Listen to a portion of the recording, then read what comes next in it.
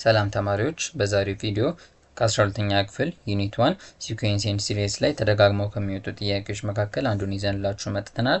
ተከታተሉን። እዚህ ጋር ያለን ጥያቄ ምንድነው የሚለው what is the sum of the infinite series k starts from 0 to infinity 5 times 2 raised to k plus 5 raised to k over 10 raised to k የሚል አንድ ሲሪስ ሰጥቶናል። እዚህ ጋር አንድ ሲሪስ አለ፣ k ቫሪያብል አለች። እቺ ቫሪያብል k ከዜሮ ጀምራ እስከ ኢንፋይናይት ወይም እስከ ማለቂያ እስከሌለው ድረስ ብትሄድ የዛ ሁላ ድምር ስንት ነው ብሎ ነው የሚጠይቀን። እሱ እንዴት እንደምንሰራ አብረን እናያለን። እንደዚህ አይነት ጥያቄዎች በሚሰጠን ጊዜ ፕሮፐርቲ ኦፍ ሲግማ ኖቴሽን የሚል አንድ ፕሮፐርቲ ያለ መጽሐፋችን ላይ ያለ፣ እሱን እንየው። እዚህ ላይ ሰሜሽን ኦፍ አንድ ተርም አለ ከኬ ከአንድ ጀምሮ እስከ ኤን ድረስ የሆነ ሊሚት አለው፣ ወይም ኢንፋይናይት ሊሆን ይችላል፣ ወይም የሆነ ቁጥር አለው። ለምሳሌ ከአንድ ጀምሮ እስከ 20 ሊሆን ይችላል። እስከዚህ የተወሰነ ሊሚት ያለው ሰሙን ከጠየቀን ይሄ ከአንድ እስከ 20 የሚሄድበት ተርም ደግሞ ኤኬ ቢሆን ሲ ታይምስ ኤኬ ነው እዚህ ጋር ይሰጠን። ሲ ማለት አንድ ኮንስታንት ቁጥር ነች። ኔጌቲቭ ልትሆን ትችላለች፣ ፖዚቲቭ ልትሆን፣ ፍራክሽን ኤኒ ኮንስታንት ነምበር ልትሆን ትችላለች። እንደዚህ አይነት ጥያቄ በሚገጥመን ጊዜ ሲን ወይም ኮንስታንቷን ከወደ ውጪ አውጥተን ሰሜሽኑን ለብቻ ሰርተን መጨረሻ ላይ ሲን አባስተን የዛን ሲሪስ ድምር ማግኘት እንችላለን። ይሄ አንድ ፕሮፐርቲ ነው። ሁለተኛው ደግሞ ሁለት ኢንዲቪዥዋል ሊስት ኦፍ ሲኩዌንስ ቢሰጡን ኤኬ እዚህ ጋር የራሱ የሆነ ሊስት እያደረገ የሚሄደው ሊስት ኦፍ ነምበሮች አሉ። ቢኬም እዚህ ጋር ራሱ የሆነ ሊስት እያደረገ የሚሄደው ነምበሮች አሉ። እነዚህን ከአንድ ጀምሮ ማለት ነው። ያ ማለት A1 A2 A3 A4 እያለ ይሄዳል። ይሄም B1 B2 B3 B4 እያለ ይሄዳል። እንደዚህ አይነት ሁለት ኢንዲቪዥዋል ሊስት ኦፍ ተርምስ በተሰጡን ጊዜ ለየብቻቸው ከፋፍለን ሰማቸውን እንሰራና መጨረሻ ላይ ደምረን የቶታል ሲሪሱን ሰም ማግኘት እንችላለን። ስለዚህ አሁን እኛ ለዚህ ጥያቄ የምንጠቀመው ምንድነው? እነዚህን ሁለቱን ነው የምንጠቀመው። የመጀመሪያውንና ሁለተኛውን ተጠቅመን እንሰራለን። በመጀመሪያ ጥያቄያችን በምናይበት ጊዜ 5 ኮንስታንት አለን። ስለዚህ እቺን 5 ወደ ውጭ እናወጣታለን። ሶሉሽን ይሄ ማለት 5 ታይምስ ሰሜሽን ኦፍ k from 0 to infinity 2 raised to k plus 5 raised to k over 10 raised to k.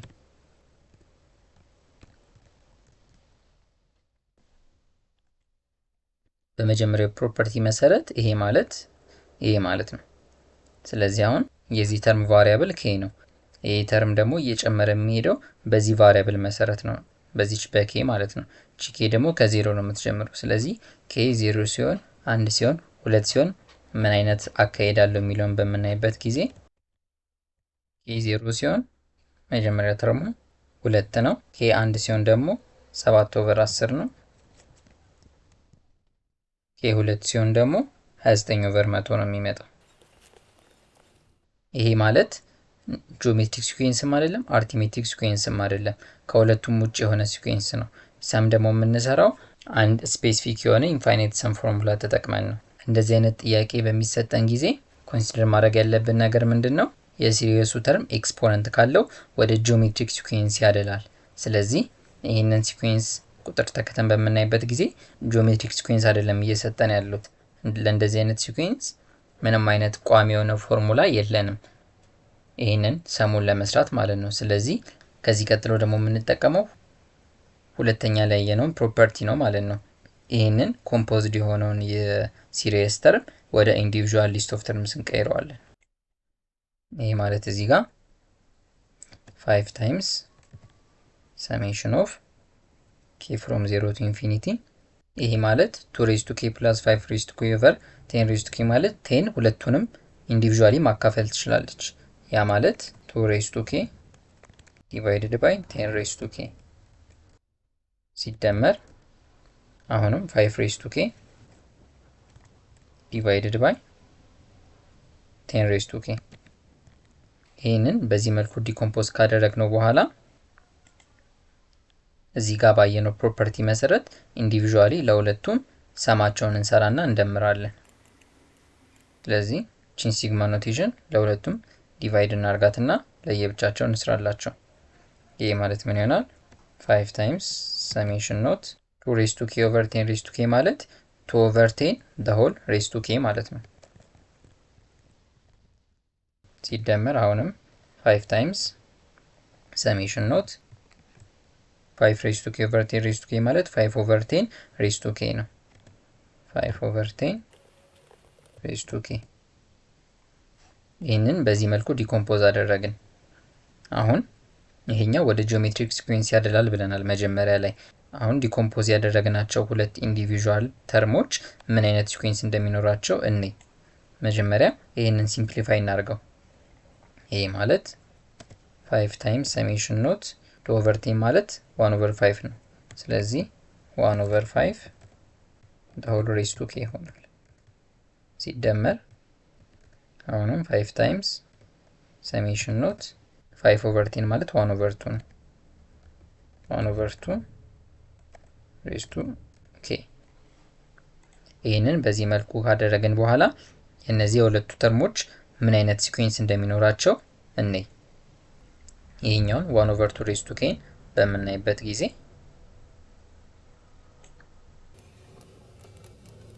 የዚህ ሲሪስ ቫሪያብሉ k ነው። እቺ k ደግሞ ቫሪያብሏ ከማን ነው የምትጀምረው ብለናል? ከዜሮ ነው የሚጀምረው። ስለዚህ የዚህ ሲሪስ የመጀመሪያ ተርሙ 1 ኦቨር 2 raised to 0 ነው ማለት ነው። ኤኒ ነምበር raised to 0 ደግሞ አንድ ነው። አንድ የመጀመሪያ ተርሙ ነው። ሁለተኛ ደግሞ ከዜሮ ቀጥሎ አንድ ነው። ስለዚህ 1 ኦቨር 2 raised to 1 ራሱ 1 ኦቨር 2 ነው። ሁለተኛ ተርሙ ይሄ ነው። ሶስተኛ ተርሙ ደግሞ k 2 ሲሆን ማለት ነው 1 ኦቨር 2 raised to 2 1 ኦቨር 2 raised to 2። አራተኛውን ተርም በምንፈልግበት ጊዜ በተመሳሳይ 1 ኦቨር 2 raised to 3 እያለ ይሄዳል ማለት ነው። ይሄ ማለት ምን አይነት ሲኩዌንስ ነው የሚለውን ስናይ ጂኦሜትሪክ ሲኩዌንስ ነው። ምክንያቱም ኮመን የሆነ ሬሾ አለው። ያም ማለት 1 ኦቨር 2 ሲካፈል ለ1 1 ኦቨር 2 ነው። 1 ኦቨር 2 ስኩዌር ለ1 ኦቨር 2 ሲካፈል አሁንም 1 ኦቨር 2 ነው። 1 ኦቨር 2 ኪዩብ ለ1 ኦቨር 2 ስኩዌር ሲካፈል አሁንም 1 ኦቨር 2 ነው። ስለዚህ ይሄኛው ጂኦሜትሪክ ሲኩዌንስ ነው። ይሄኛውም በተመሳሳይ በእንደዚህ መልኩ ስንሰራለት ኮመን ሬሾአችንን 1 ኦቨር 5 አግኝተን ጂኦሜትሪክ ሲኩዌንስ እንደሆነ ማረጋገጥ እንችላለን። አሁን ቀጣይ የምናደርገው ነገር ምንድነው? ሰም ኦፍ ኢንፋይናይት ሲሪሳቸውን መፈለግ ነው። ከዛ በኋላ ለሁለቱ ለየብቻ ከፈለግን በኋላ ደምረን የመጨረሻ መልሳችንን ማግኘት ነው የምንሰራው። ለጂኦሜትሪክ ሲሪስ ሰም እንዴት ነው የምናገኘው? በፎርሙላ ነው የምናገኘው። ኮመን ሬሾ በ0 እና በ1 መካከል በሚሆንበት ጊዜና ኔጌቲቭ በሚሆንበት ጊዜ የምንጠቀመው ፎርሙላ የተለያየ ነው። እዚህ ጋር ያለን የኮመን ሬሾ ቫልዩ በ0 እና በ1 መካከል ነው። ስለዚህ አንድ ኖት እዚህ ጋር እንውሰድ። when r is between 0 and 1 ኮመን ሬሾ 0 እና 1 በሚሆንበት ጊዜ ሰም ኦፍ ኢንፋይናይት ሲሪስን ካልኩሌት ለማድረግ የምንጠቀመው ፎርሙላ ማን ነው? sn equals g1 divided by 1 minus r። ይህንን ፎርሙላ እንጠቀማለን መቼ? ሰም ኦፍ ኢንፋይናይት ሲሪስን ካልኩሌት በምናደርግበት ጊዜ ኮመን ሬሾ ደግሞ በ0 እና በ1 መካከል በሚሆንበት ጊዜ ማለት ነው። ይህ ፎርሙላ ከአንድ በላይ ሲሆን አንችልም፣ ምክንያቱም ከአንድ በላይ ሲሆን ዳይቨርጀንት ስለሆነ፣ አንድ ከሆነ ወይም ኔጌቲቭ በሚሆንበት ጊዜም ደግሞ አንችልም። እሱን የራሱ የሆነ ፎርሙላ ስላለው ማለት ነው። አሁን ይህንን ፎርሙላ ተጠቅመን የእነዚህን ኢንዲቪዥዋሎቹን ሰም እንፈልግ። መጀመሪያ የዚህን እንፈልጋለን። sn equals ለዚች ለመጀመሪያዋ እዚህ ጋር ማናለን 5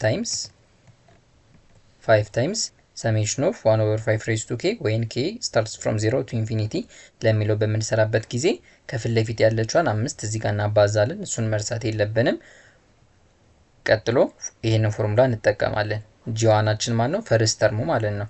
ፈርስት ተርማችን ደግሞ ኬን 1 አድርገን አይደለም እዚህ ጋር የምንጀምረው፣ ጥንቃቄ ማድረግ ያለብን። ምክንያቱም ለዚህ ሲሪየስ የመጀመሪያ ተርሙ k 0 ነው ብሎ ነው የሚጀምረው። ስለዚህ k 0 አድርገን የመጀመሪያውን ተርም እናገኛለን። 1 over 5 raised to 0 ስናገኝ አንድ ነው የምናገኘው፣ ምክንያቱም any number raised to 0 አንድ ስለሆነ ማለት ነው። ስለዚህ ይሄ ማለት 1 ይሄንን ፎርሙላ ነው እየተጠቀመን ያለ ነው። 1 divided by 1 minus ኮመን ሬሾአችን ለዚህ ደግሞ ማን ነው? 1 over 5 ነው። ሲደመር ለዚህ ለሁለተኛው ደግሞ በምንሰራበት ጊዜ አሁንም 5 ታይምስ ፈርስት ተርማችን እዚህ ጋር ማን ነው? ለዚህኛው 1 ነው። 1 ዲቫይድድ ባይ 1 ማይነስ አራችን ግን እዚህ ጋር ማን ነው? 1/2 ነው ኮመን ሬሾአችን ለሁለተኛው ማለት ነው። ለሁለቱም የተለያየ ኮመን ሬሾ ነው የምንጠቀመው ምክንያቱም የራሳችንን ኢንዲቪጁዋል ሊስት ኦፍ ተርምስ ስላላቸው ማለት ነው። 1 ማይነስ አራችን 1/2 ይሄ ማለት ስለዚህ ሰም ኦፍ ኢንፋይናይት ሲሪስ ካልኩሌት በምናደርግበት ጊዜ ኤስ ኢንፊኒቲ ኢኳልስ 5 ታይምስ 1/1 ማይነስ 1/5 ማለት 1/4/5 ማለት ነው።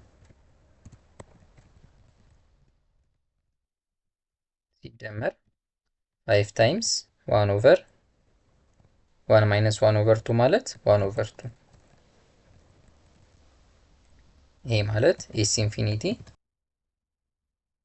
ኢኳልስ 5 ታይምስ 1/4/5 ማለት 5/4 ማለት ነው።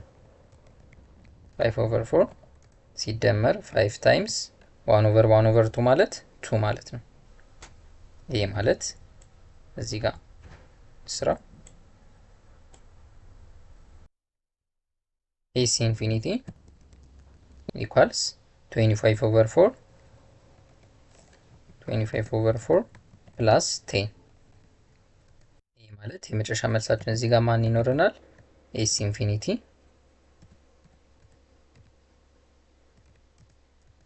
ኢኳልስ 25/4 ፕላስ 10 ማለት ክሪስ ክሮስ እናደርገው